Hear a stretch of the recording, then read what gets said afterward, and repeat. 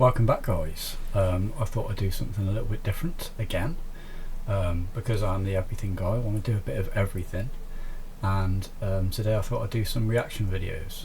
And today it's going to be 10 things that the UK does better than the USA. I've got an idea of what's going to be in there, but it'll be interesting to see what actually comes up. So let's check it out.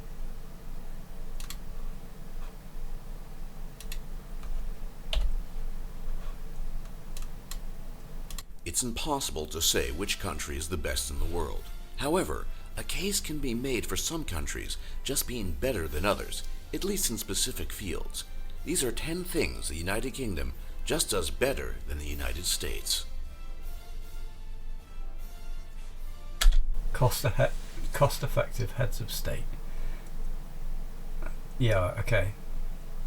I was thinking because the royal family cost a lot of money. They obviously bring a lot of money in too, but I mean, they cost a lot of money, and they make a lot of money as well. And there's a lot. Some people say that they're really, really rich, like they own most of the world, but there's other things that say they only have like £1 billion or whatever. So let's find out.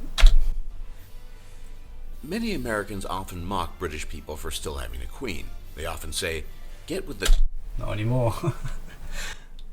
times. You're not free if you have a monarch. Your tax money is just being wasted." Well, the truth is that US taxpayers have to pay more for their leaders. In 2014, the British royal family cost UK taxpayers just £35.7 million, while President Obama and his family cost US taxpayers $1.4 billion in expenses that same year. I probably should say this is from, when is it? 6 years ago? It's a 6-year-old video, so a lot has changed between then and now.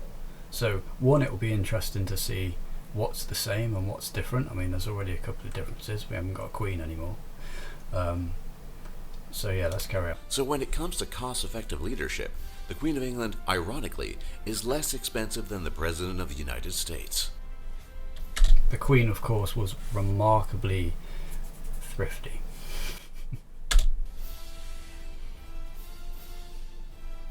The studies are in, and the verdict is clear. Roundabouts are not only more efficient than US-style traffic intersections, they're also safer. Mythbusters even tested this theory, and they clearly demonstrated that roundabouts allow for 20% more cars to pass through in any period of time than what is possible in an intersection. Really good point. If you've ever played City Skylines, you'll know that roundabout is it's such a big thing to put in there to control your traffic flow and stuff like that. That example on the screen, that's a crazy roundabout, man. I don't drive, and stuff like that kind of puts me off. Another advantage is that in a roundabout, drivers don't have to bring their vehicles to a complete stop. This has been shown to be safer for both drivers and pedestrians. So all in all, in this area, the UK has the US beat when it comes to traffic control. That said, the traffic in my town, and it's only a little town, is absolutely crazy. It's gridlock all the time. The average intelligence of each country in the world is something that has been rigorously studied over the past few decades. Well, the results are in, and quite embarrassingly, people in the UK are smarter than people in the United States. That said though, look at the United Kingdom all the way down that list in number 7. And I know we're not like the home of education or scholarship or anything like that, but we've got some of the best universities in the whole world, and our general intelligence level is down there at number 7. Look at the countries above us. I know this video is like 6 years old, and there is this like stereotype that British people are all really intelligent, but I think the fact that we've had Brexit and the government that we've had for the last 13 years, and people have voted for that, I think that's a bit crazy. Not to get too political, but you know, I think that definitely shows that people are getting dumbed down a little bit over here. A lot, maybe. The average IQ of the United Kingdom stands at 100, while the United States falls short with an average IQ score of 98. That's not a massive difference though, is it? That's not a huge difference, really. And, so that stereotype really is, if that was then we're probably below America now. This may not seem like a lot, but those two crucial points are enough to make the United States fall below the mean European IQ, which is 100. Many people argue about the cause of this, whether it be better schooling or higher standards of living, but the facts don't lie.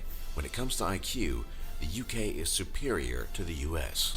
But UK kids kind of don't have to worry about being shot, stuff like that,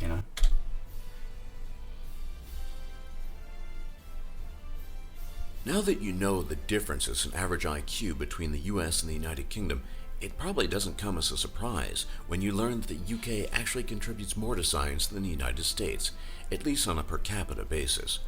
That does surprise me, actually. America's so much bigger than the UK. I know the UK's got a lot of institutes and stuff, and high-level institutes, but I didn't actually think that when they said that. I didn't think that would be the case. Which is the metric that divides the number of scientific papers published by a country's scientists and divides that number by the country's population. This results in a number that gives you a good idea of how scientifically productive a country is on average. Well, in this category, the United Kingdom has the United States outclassed. The UK publishes 1.424 scientific papers for every 1,000 citizens, while the United States only produces 0.988 scientific papers per every 1,000 citizens. This gap in... That's still not a huge difference, is it really? It's still surprising though. Contributions in the world scientific community is a point of pride for people living in the United Kingdom, and this is certainly an area where the United States should try to catch up. The United Kingdom possesses the most productive offshore wind farm in the entire world. This world-class installation is the Greater Gabbard Wind Farm, which produces over 1.75 terawatt-hours of clean and renewable energy every year. The United States, and indeed the rest of the world, has nothing that can compete with this installation. In fact, that really does surprise me, given again that the US is such a huge landmass, with there must be a hell of a lot of windy areas, given that you've got the Midwest that has all the tornadoes through it every year and then you've got the storms in Florida and that sort of area. That surprised me. The United States doesn't even have a position in the top 25 most productive offshore wind farms, while the United Kingdom holds the top first, second, and third spots, with Denmark being its closest competitor. The UK's superiority doesn't just end there, however. The United Kingdom is the largest exporter of offshore generated wind power, which means that not only is the UK producing the most offshore wind energy, it's also creating enough to supply other countries. I have to say, when I was a kid, I can't remember seeing any wind turbines at all. And when we used to go exploring, virtually every trip saw at least one, and usually lots of them. I mean, they were always in the videos, so there are a lot of them in this country.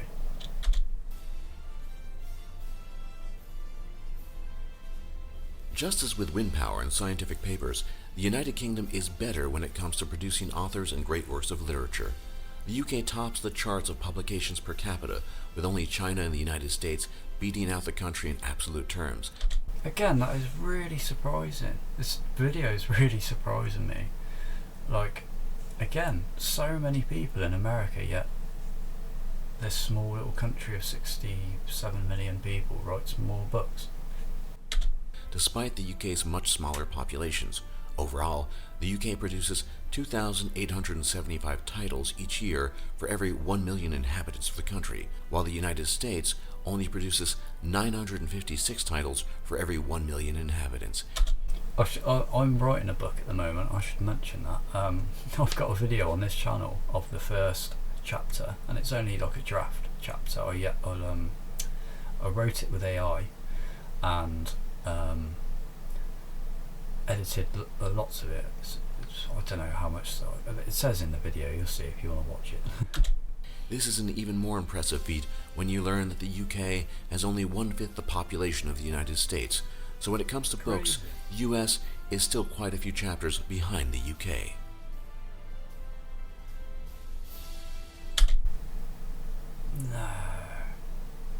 No way. Successful film franchises. While it is true that Hollywood is the film capital of the world, and as a result produces more films per year, this doesn't compare to one of the UK's greatest film achievements. The most successful film franchise of all time is a British film franchise, the James Bond series. The James Bond series was the first to gross over $1 billion in sales, and is still the highest grossing film franchise. It seems that people still prefer the cool, suave charisma of Agent 007 to the loud action and violence of most American films. I think Need for Speed is just going to brute force that out eventually, isn't it?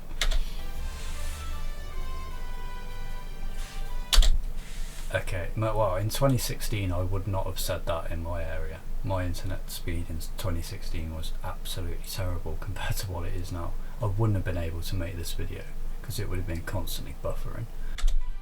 If you're a fan of watching YouTube videos, this is probably the most important category where the UK is better than the US, despite having... In fact, you know what, I didn't really even game against other people for ages until very recently, probably like 2018. That was the first time I properly gamed with other people online, because I just couldn't do it. Invented the internet, the UK has the US outclassed when it comes to average internet speeds. As of 2015, the average connection speed in the UK was 13 megabits per second, while the US only had an average of 12.6 megabits per second. Well, that's not really a massive difference, is it? So the next time you're in an argument with a British person on the internet, remember that they probably have you outclassed in internet connection speed. My argument will get there slightly quicker than yours. Of the 118 known elements on the periodic table, 24 were discovered by British scientists. This is more than any other country, and further reinforces the case of British superiority in the sciences over the United States. Being an intelligent Brit, I already knew that, so... This number includes crucial elements such as hydrogen, sodium, xenon, and platinum. The US, however, wasn't totally outclassed by the UK, as... Before they do this, I'm just going to guess. Did they actually discover plutonium? Just my guess. Let's see. The country did discover 21 elements on the periodic table, and as a result, earns a very respectable second place. Oh. Hey Siri, what country discovered uranium?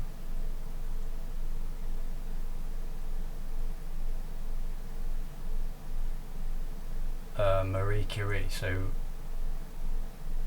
was Marie Curie French?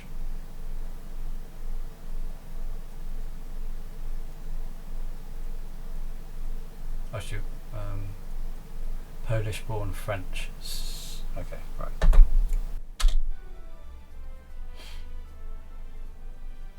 This is probably the greatest sign of the UK's importance and massive impact on the shape and history of the globe. As a legacy of the once great British Empire, countless flags around the globe still bear the Union Jack.